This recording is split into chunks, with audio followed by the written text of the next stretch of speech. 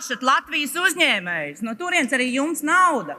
Izpļakarēšanai. Valaņkungs, ko var muldēt? Reāli. Ik viens cilvēks var izvēlēties strādāt vai nestrādāt ar Latvenergo. Mēs šajā gadā ieviesām 50% atbrīvojumu ikvienam uzņēmējam par pieslēgumu piemaksu pierīkošanām. Es tikko sazinājos ar uzņēmēju. Atcerieties, es jums stāstīju stāstu par nesamērīgi augstajām soda naudām, kas tiek piemērotas uzņēmējiem, kas grib tikt ārā no līgumiem par to tarifu, kas tika noslēgts elektrības krīzes laikā. Ziniet, cik šis uzņēmējs šobrīd pārmaksā?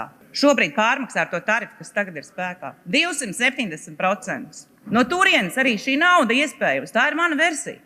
Viņš ir apsteigājis visādas ministrijas.